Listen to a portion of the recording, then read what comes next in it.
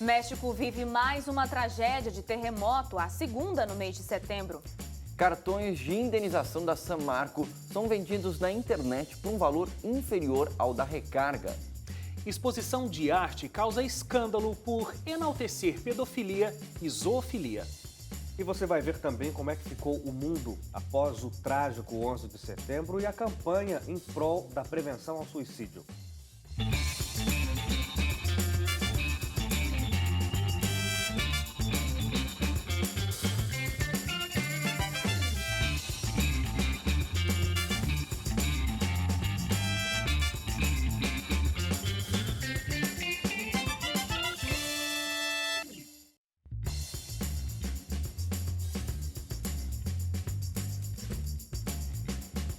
Olá, tudo bem com você? Começa agora a nossa Redação Novo Tempo. Muito obrigado porque mais uma semana você está aqui com a gente, acompanhando as nossas discussões, não só acompanhando, nos assistindo ou nos ouvindo, mas sempre também nas nossas redes sociais, interagindo com a gente, com os nossos apresentadores aqui. Tudo bem, gente? Com vocês? Tudo bem, estamos bem aí. Posso mandar um abraço? Claro! Vou mandar um abraço pro pessoal de Altamira, que eu estava no final de semana passada na Caravana Novo Tempo, lá em Altamira, no interior do Pará. Então, um grande abraço para todo mundo ali. É tanta gente que, se eu for falar o nome aqui, acho que vou passar o programa inteiro falando nomes.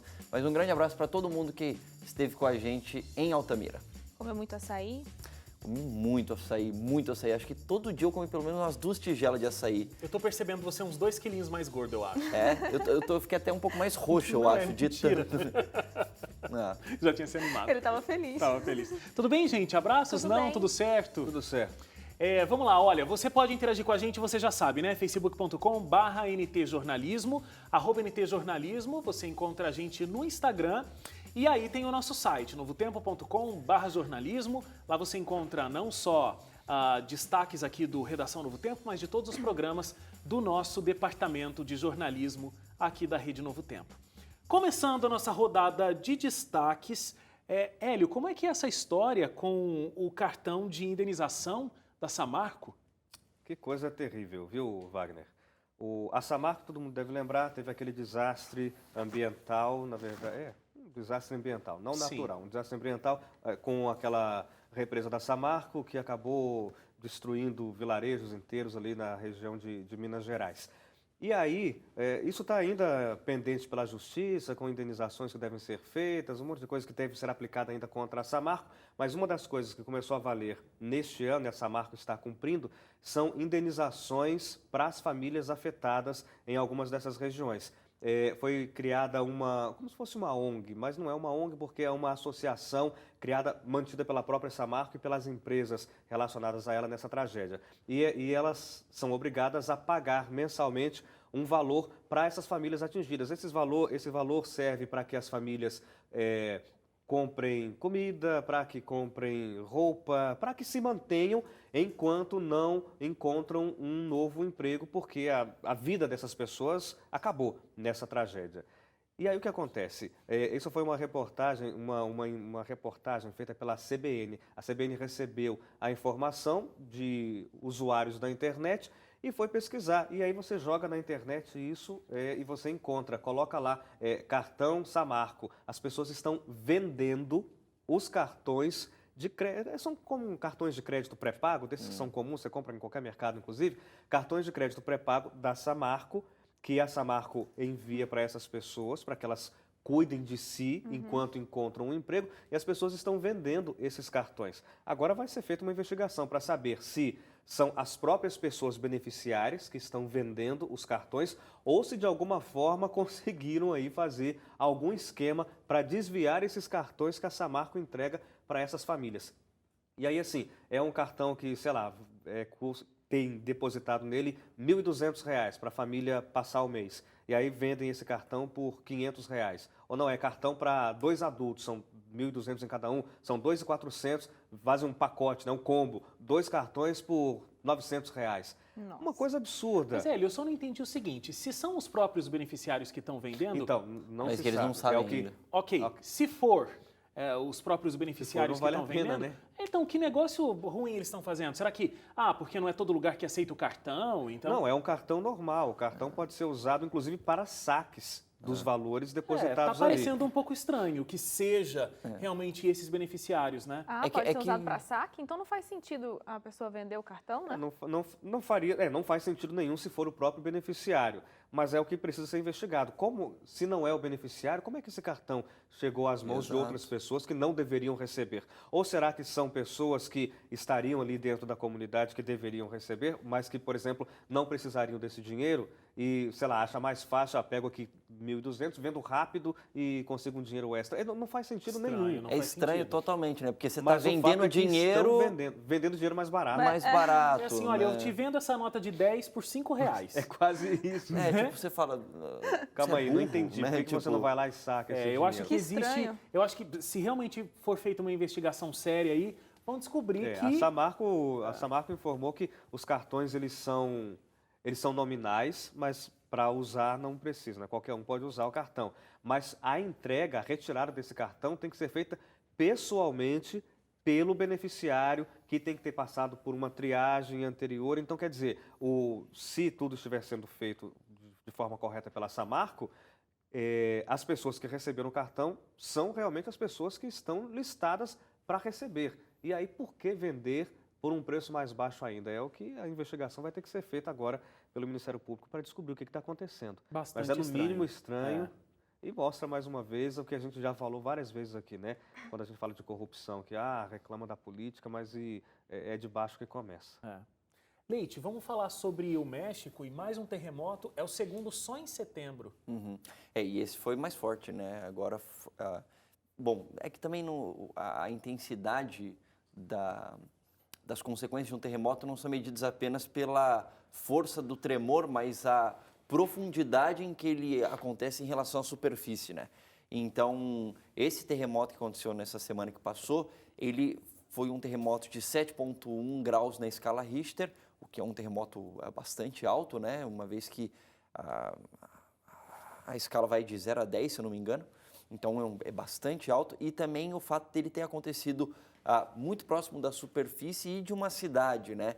Aconteceu, se eu não me engano, com uma profundidade de cerca de 50 e poucos quilômetros, é mais ou menos isso, Hélio? Você lembra agora de cabeça? Era 50 Eu não lembro se eram 50 e poucos ou 40 e poucos quilômetros em relação à superfície.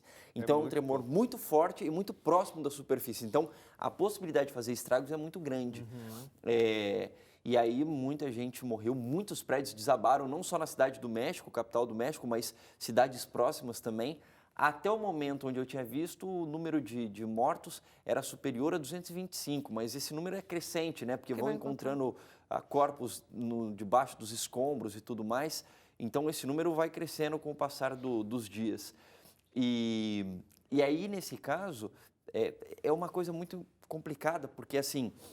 não só de complicado, mas é uma infeliz coincidência, porque esse terremoto aconteceu exatamente 32 anos depois de um outro terremoto muito forte que atingiu o México e que no passado, né, há 32 anos, matou cerca de 5.000 pessoas. No mesmo dia, né? 32 anos atrás, no mesmo dia que aconteceu esse terremoto aí dessa semana. E então é muito triste, porque já era uma data que o pessoal lembra com tristeza, e aí no mesmo dia acontece esse terremoto que vitima tanta gente. E é uma situação sempre de muita tensão que acontece no México, porque o México é um dos países que mais sofrem com terremotos no planeta, né? O México está num perímetro que os geólogos costumam chamar de Círculo de Fogo, que é um local onde você tem muitas placas tectônicas, placas grandes e microplacas, eles chamam, e aí essas tensões acontecem. O México, por exemplo, ele está entre duas placas tectônicas grandes, mas tem outras 3 microplacas. Então, quer dizer, ele está numa zona de tensão em pelo menos 5 zonas de tensão tectônica. E isso faz com que o México tenha muitos tremores constantemente. Então, por isso que no último, agora em setembro, só em setembro teve 2 tremores, e agora esse último vitimando tanta gente. Muito bem. Suzane, vamos falar o seu destaque agora, Banco Santander e a exposição que ele trouxe, né? Foi um assunto comentadíssimo aí durante os últimos dias. Explica pra gente o que aconteceu. Ficou entre os assuntos mais comentados, inclusive no Twitter, né? E todo mundo que você encontrava pela rua, enfim, estava comentando sobre esse assunto. Foi uma exposição que o Banco Santander fez no Rio Grande do Sul sobre diversidade sexual e questões de gênero. A polêmica...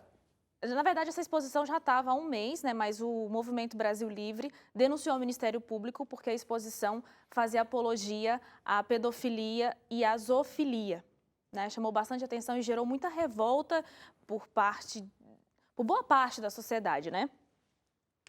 Gerou uma outra polêmica porque algumas pessoas, principalmente ligadas à arte, enfim, disseram que isso foi uma censura, né, e criticaram bastante a exposição ter sido fechada. Só que na minha avaliação, eu estava até conversando com o Leite nos bastidores, não foi uma censura, porque na verdade o Santander que optou em fechar a própria exposição que ele mesmo tinha colocado. E ele fez isso, inclusive disparou uma nota para a imprensa pedindo desculpas, né, se ofendeu a pessoas, a crença religiosa, porque, abrindo parênteses aqui, tinha uma imagem de Jesus Cristo e essa realmente mexeu com a comunidade evangélica num todo.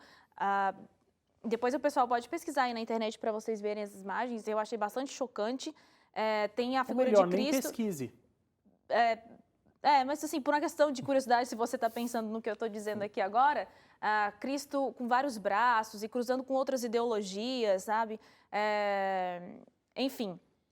Então, o Santander resolveu fechar a exposição porque ele percebeu que aquilo poderia manchar a imagem, já estava manchando a imagem, perdendo clientes. Só abrir um parênteses dentro disso, está falando do quanto sujou a imagem do Santander.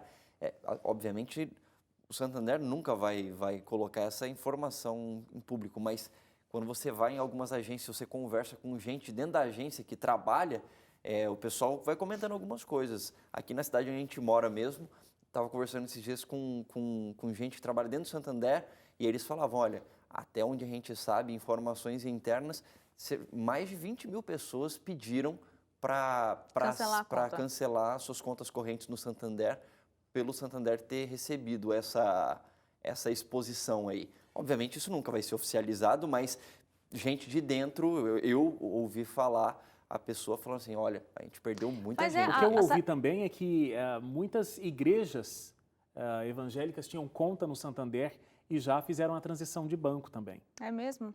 A Assembleia Legislativa, se eu não me engano, no estado de Goiás, três vereadores, 3 deputados, enfim, eles levantaram a questão também porque eles queriam fechar a conta, porque eles pagavam servidores públicos com o Banco Santander, né? E assim, foi bem crítica a situação, fica até difícil a gente falar, mas imagina, uma exposição de arte que está lá explicitamente, zoofilia, pedofilia, coisas que são consideradas ilegais.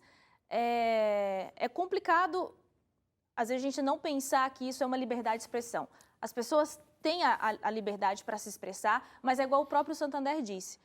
Se uma exposição de arte não teve o objetivo que é fazer pensar, refletir sobre determinada coisa, muito pelo contrário, gerou uma revolta muito grande, então ela não teve o propósito dela concluído, né?